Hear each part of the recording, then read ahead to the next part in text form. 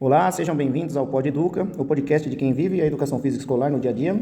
Hoje vamos conversar sobre o Plano Anual de Educação Física para o Fundamental 1, elaborado para atender aos 5 pilares de um bom planejamento. Sujeito, considerando as realidades e contextos dos alunos, objetivos claros e alinhados à BNCC, conteúdo bem organizado e progressivo, metodologia variada e inclusiva, e avaliação formativa e contínua.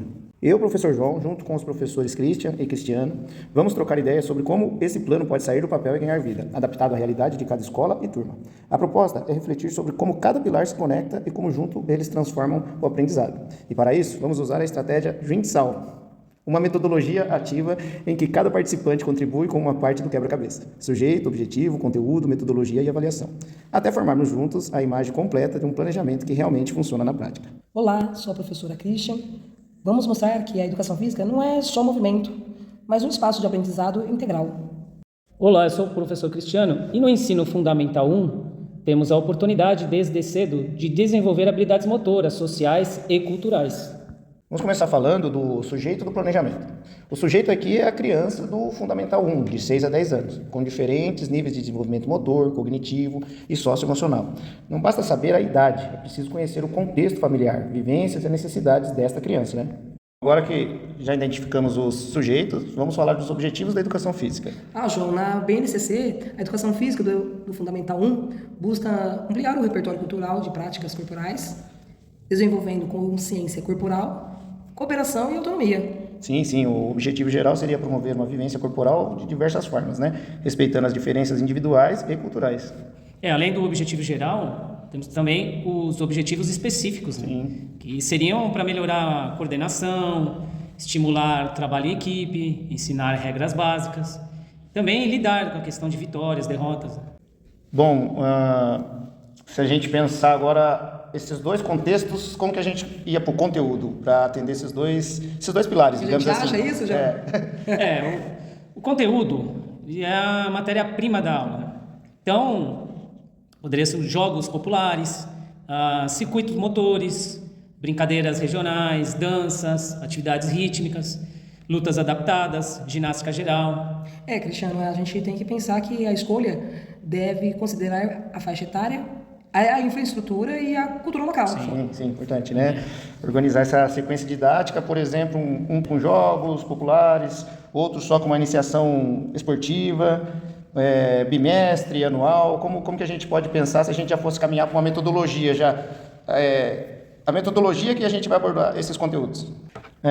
Uma metodologia que eu acredito que dá bastante vida ao conteúdo é a ABJ, né? Aprendizagem baseadas em jogos. Não é o brincar só por brincar, mas usar o jogo como uma ferramenta pedagógica com objetivos mais claros, né, para deixar mais dinâmico, talvez, para as crianças. Você fez lembrar da Shizuko Kishimoto, né, que destaca que o jogo, ao ser incorporado ao contexto educacional, precisa manter o caráter lúdico e, ao mesmo tempo, ser intencional, né, é a palavra-chave aí no processo, né, de aprendizagem. E é exatamente isso, João, que você colocou, né? Você põe aí a metodologia, né? A BJ propõe, né, pra gente. Então um autor também chamado Marco Silva, ele diz que o professor mediador, ele cria situações em que o aluno se envolve ativamente na construção do conhecimento. Então, o professor, nesse contexto, ele atua como um facilitador. Então, orientando, né, estimulando a participação dos alunos, em vez de simplesmente transmitir informações. Ou seja, ao jogar, o aluno aprende fazendo e refletindo. Bacana. Sim. Se eu não me engano, é Eliane Aguiar, que ela mostra que o jogo o jogo cooperativo amplia a participação de todos, né? Favorecendo a construção de valores, como solidariedade, respeito. Então, podemos alterar jogos competitivos e cooperativos para desenvolver múltiplas habilidades. Isso na prática pode ser um circuito de obstáculos com cooperação, uma queimada adaptada para a inclusão. E até mesmo um jogo popular em que a turma inventa novas regras, né? Tudo é possível dentro, né, do mundo do jogo, né? E aí agora eu já vou entrar com uma polêmica aqui, né? Para deixar o que a gente sempre gosta, a avaliação. Como que você pensa, professora? Realmente é um delicado o assunto da avaliação, né? Na educação física, ela vai além de medir aquele desempenho físico, né, aquela comparação com o outro, observar, né, a participação, o respeito às regras, a evolução técnica e social. Ótimo, ótimo, né? Eu diria que a avaliação diagnóstica no início mostra o nível da turma, né? Vai te dar os parâmetros para você começar o seu trabalho, né? Eu gosto de inserir as formativas, que você vai acompanhar o progresso, e a somativa, claro, né? Ela vai fechar o ciclo, né? Eu gosto de usar esses 3 tipos de avaliação. Muito legal. E aí o que também a gente pode comentar aqui, que é importantíssimo, é que a avaliação, ela não pode ser ela tem que servir para ajustar o planejamento. Então não pode ter aquela ideia de punição, de punir o aluno. Sim, né? O punir pela participação, né? Nesse sentido. Que há muito tempo foi visto assim, sim, como com uma certeza. punição, não só na nossa área, né, mas em todas as áreas disciplinares, componentes curriculares, essa característica da avaliação que realmente não constrói.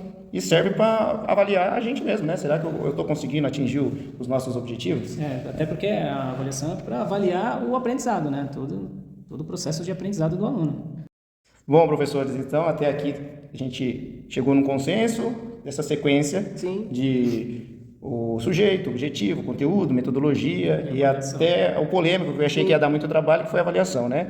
O sujeito sendo o aluno, eu acredito que o professor ele também atua ali, né? Porque o planejamento ele tem que sair do professor e o conteúdo, os objetivos e a própria metodologia, tanto quanto a avaliação, eles têm que estarem vinculados entre eles, né? No nosso quebra-cabeça de hoje, vimos que a educação física no Fundamental 1 é conhecer o aluno, definir objetivos claros, escolher conteúdo significativo, aplicar metodologias ativas, como, por exemplo, a BJ, né? E avaliar de forma justa. Sim, e que também a gente pode deixar de esquecer e enfatizar, né, que com essa proposta de planejamento, a teoria e a prática caminham juntas, né? Não é uma melhor do que a outra, as duas precisam realmente, né, para validar um componente curricular, né, que a teoria e prática realmente estão juntas para que o aluno se desenvolva na sua integralidade.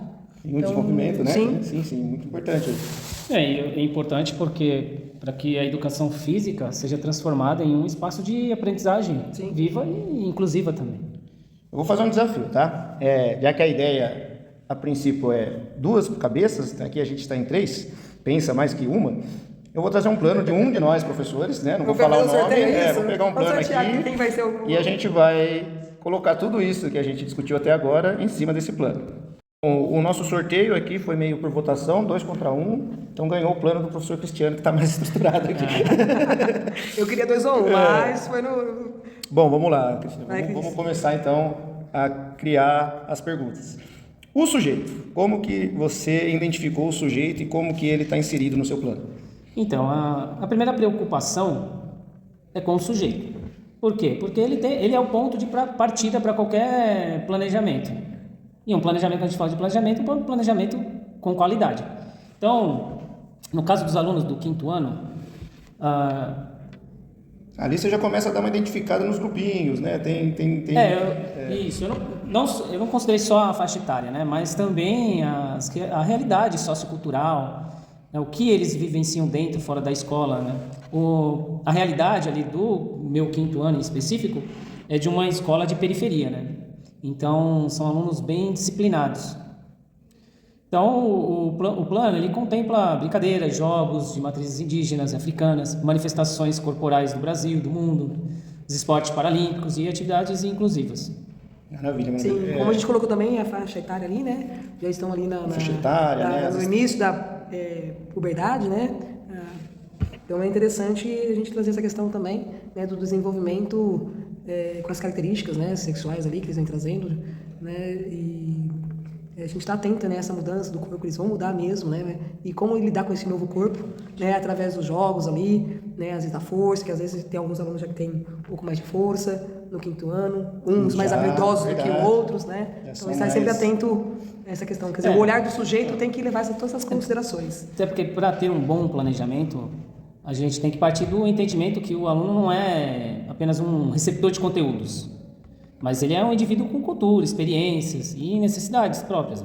Sim, tudo que ele traz, né? Isso. A cultura eu acredito que influencia muito, né? Que nem você dá aula numa escola da zona ali da periferia, né? Eu trabalho já numa escola que é da zona rural e eu também já trabalhei na escola que ela está no meio ali da cidade, ela está no centro, e ela recebe todo tipo de aluno, né? Ela recebe o classe média, o classe baixa, né? Tem a cultura familiar influencia muito no que esse aluno está tendo acesso. Já tem aquele que tem acesso às redes sociais, né? Já tem aquele que não sabe o que é isso, não quer saber disso. Tem aquele que o pai proíbe de saber, de estar com esse tipo de equipamento. E quando você começa, como eu falei atrás, lá a gente faz a avaliação diagnóstica, eu não tenho esse problema porque eu pego o aluno geralmente no primeiro ano e fico com ele até o quinto.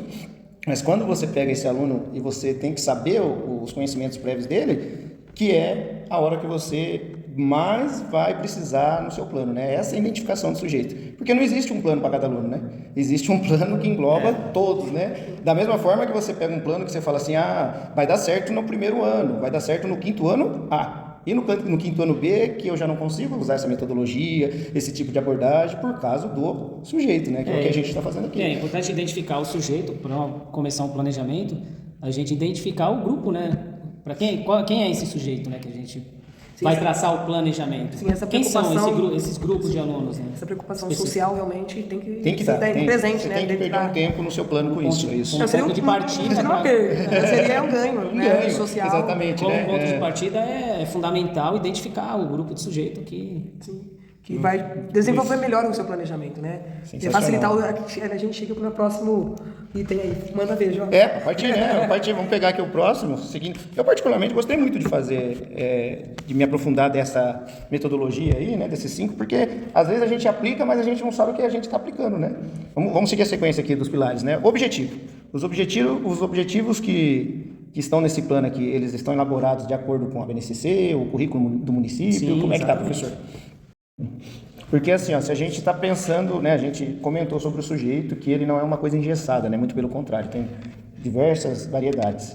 O objetivo, muitas das vezes, tem muitas pessoas que engessam, né? Ele pega lá o que está... Eu, particularmente, eu sigo o currículo do município, mas tem gente que ele segue só a BNCC, e aí que é a contramão. Como que eu vou pegar o sujeito de diversas formas com só um objetivo? Só aquele objetivo, aquela sequência? Dentro da realidade. Então, os seus objetivos foram quais que você pensou no seu planejamento? Alinhados à BNCC, claro, né? Garantir que a prática pedagógica esteja em consonância com as competências e habilidades previstas nacionalmente. Mas trabalhei para que eles não fossem apenas uma lista, mas um direcionamento real da prática, né? Abrangendo, por exemplo, dimensões cognitivas, motoras, afetivas, sociais. E a gente tem que pensar também não só nos objetivos que a gente vai propor, né? Eu acho que a gente tem que pensar nos objetivos que a gente pretende atingir, né? Qual que seria o começo, o meio e o fim, digamos assim. Transformar os objetivos em experiências significativas, né? Por exemplo, trabalhar com jogos de invasão ou marcação, né? Discutir com os alunos as diferenças entre brincar, competir e ter o esporte também como hobby, né? Algo que eles percebem, né? Por exemplo, no futebol, onde as duas dimensões muitas vezes se misturam, né? Então isso conecta o conteúdo ao sentido que ele tem para o aluno, reforçando a importância de alinhar os objetivos à vivência. Sim, os objetivos ele permite que o professor tenha clareza, né, no seu desenvolvimento, no seu planejamento, que cada passo, né, tenha uma sequência e que permita que aquele objetivo seja alcançado. Eu gosto de fazer mais ou menos nesse sentido, né? Olha, eu pretendo começar... que eles possam, né? Que eles possam chegar a determinado objetivo e qual seria o caminho, né? Que ajuda a gente, né, professores? No final, você começa a ter até uma reflexão da sua própria didática, que é agora o conteúdo. Vamos ver o conteúdo aqui do professor. Vamos chegar nesse caminho. Vamos chegar. Vamos ver.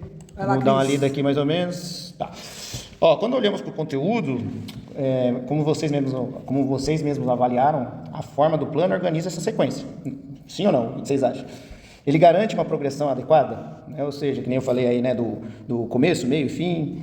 E aí outro assunto, né? A vivência. Ou será que eu estou querendo um aprendizado específico, ou só uma vivência, ou eu só quero ensinar, ou eu quero apresentar. Na forma que esse conteúdo é elaborado, como que ele se encaixa aí?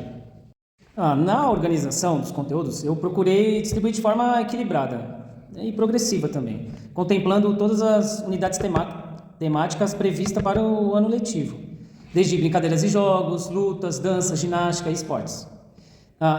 Essa sequência ela foi pensada para promover tanto a vivência ampla quanto também o desenvolvimento de habilidades, né, específicas ao longo do ano. Então, para mim, esse pilar do conteúdo, ele se sustenta quando ele está em harmonia com os objetivos. Sobre a avaliação aqui do plano, né? Uma coisa chamou a atenção. Você destacou a importância da avaliação não apenas para o sujeito, né, o aluno, e sim para o processo de aprendizagem por um todo. Isso, então, a avaliação prevista no plano é formativa, contínua, contemplando as dimensões conceituais, procedimentais, atitudinais.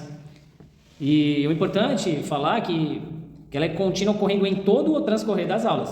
Ela não é meramente como um caráter classificatório, mas é um instrumento que orienta possíveis alterações no planejamento e na prática pedagógica.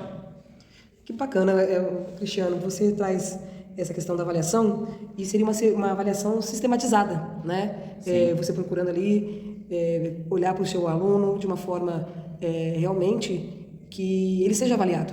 Às vezes a gente vê que sabe a carinha, né? Fala, só vai você e 10, presença, e realmente não olha para a aprendizagem do aluno. Né? Se realmente ela contemplou, né, ali a questão do objetivo, porque o objetivo não é só não é geral. Ela é em relação a cada aluno, né? Cada aluno, exato. Se ele conquistou aquele objetivo. A avaliação ela é individual para cada aluno. Sim, muito bacana essa parte que você traz, né? E aí tem várias formas, né? Tanto como observação, como registro, a autoavaliação, as avaliações que a gente já falou, diagnóstica, formativa, somativa, tudo de forma integrada para acompanhar esse desenvolvimento do processo, né? Não só do aluno, e o mais importante que é sugerir os ajustes, né? Sair dessa forma robotizada, né? É fundamental para avaliar esse processo de aprendizagem do aluno. Eu acho muito interessante também quando o aluno mostra pra gente. Ele tem a maneira dele mostrar, né? Às vezes ele não vem para fazer um show. Ele faz o seu show ali a cada momento, a cada conquista, né? A cada objetivo conquistado ali, o olhar dele, né? Não o olhar dos olhos, né? Mas o olhar do corporal, né? O corpo todo, a mente, o indivíduo, a conectividade, as atitudes, né? Atitudes, o ser integral mesmo, né? Eu não sei se já aconteceu com vocês, quando vocês estão no processo lá durante a aula e até a gente está pensando nessa aula não tá legal, né? E você é surpreendido com, que pena que acabou, professor, tava tão legal. Melhor aula, né? Nossa, melhor aula da minha vida. E dá uma sensação, por isso que tem que ter avaliação, não adianta você só seguir os procedimentos, aí que nem a professora falou, né? Aquele ali merece 10, aquele ali é um pouco mais quieto, aquele ali não falta, aquele ali sempre vem, mas também não se comporta, tudo, né? Quando você identifica o sujeito, você já tem que depois estar preparado para avaliar individualmente ele lá na frente, né? Sim, através do processo, através da metodologia que você vai usar. Sim, e tudo mais. Uma intencionalidade, né? Aquela intenção de realmente que é possível, né? Dentro da educação, principalmente da educação física, que é possível sim. Importante também a gente comentar da autoavaliação, onde que os alunos se autoavaliam através de questões norteadoras, né? E também avaliam os professores, participando ativamente do processo avaliativo. E no Fundo 1, será que quinto ano aí, dá para usar alguma coisa física, alguma avaliação por escrito? O que vocês acham? A gente consegue colocar em um seminário? É muito cedo? Eu acho que a gente gosta do risco, né? Do tentar, do desafio, né? Eu gosto muito da palavra desafio.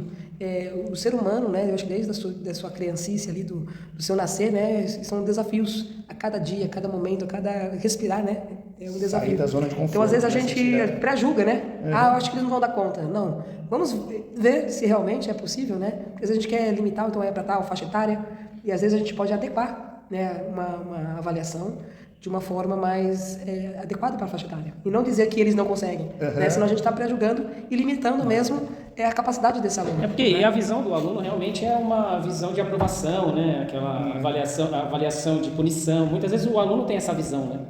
Ele tem essa visão, vai ter uma avaliação, já fica com medo, já acha que a avaliação é... Sim, eu sinto que eles se prendem. A semana de avaliação, né? Professor, você não vai dar avaliação, a semana de avaliação, todo mundo está fazendo. E aí uma coisa que você colocou aqui no seu plano, o saber fazer, como fazer, né? E muitas das vezes a criança ela vai muito bem na prática e ela não tem esse mesmo desenvolvimento na teoria, né? Ainda mais colocar isso em uma resposta por escrita ou numa folha ou num trabalho, num seminário, né? Eu, assim, a minha opinião, eu procuro evitar ao máximo do papel. Eu gosto mais, que nem a professora falou, da parte atitudinal ali, dessa leitura aí do processo, né? Eu gosto também de ampliar, né? Porque o aluno tem que, da mesma forma que ele pode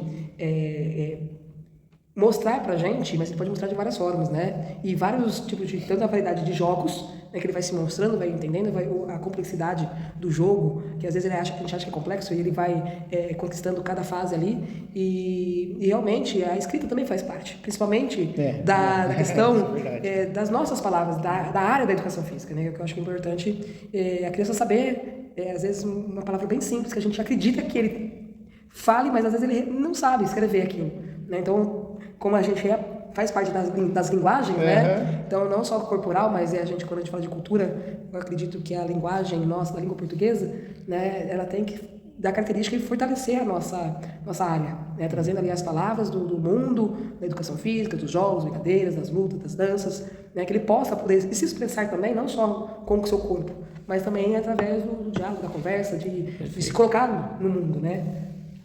Eu ainda acrescentaria mais um pilar aí, talvez, o da adaptação, né? Que é o dia da chuva, que é o dia da... Quem nunca, né? No dia que teve que juntar sala, né? Teve obra, que a gente tem que deixar um pouco o planejamento de lado e falar, e agora, né? Como que eu coloco esse plano B em ação aqui, né? E outra coisa que eu vejo também, num todo do planejamento, a gente tem que buscar um planejamento que atenda à necessidade da escola, né, que o coordenador vai ler, que ele vai entender, que a IBNCC vai ser atendida, ou o currículo em si, mas que te atenda também, né? Não adianta o professor ele querer fazer aquele planejamento lindo, maravilhoso, com todas aquelas palavras bonitas, tudo certinho, e aí quando ele vai aplicar, ele começa a se esbarrar em alguns processos, né? Ele começa a se esbarrar na avaliação, na metodologia. Ah, mas eu queria usar a metodologia e tal, mas eu não me dou bem, e faz parte, né? A gente tem o professor que é mais do esporte, tem o professor que é mais da música, enfim.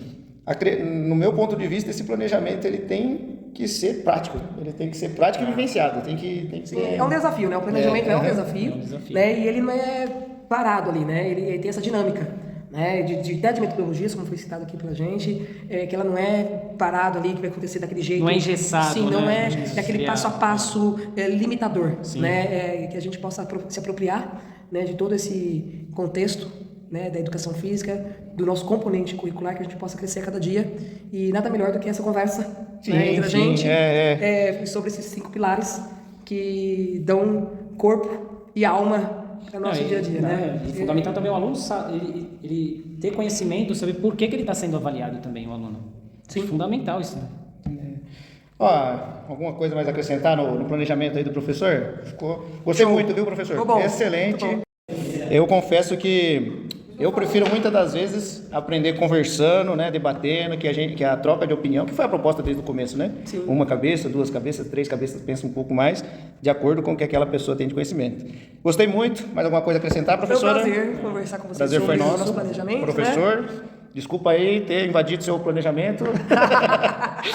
Mas esse foi mais um Pod Educa. Espero que tenham gostado, que a gente tenha contribuído de alguma forma. Um forte abraço e até a próxima. Tchau.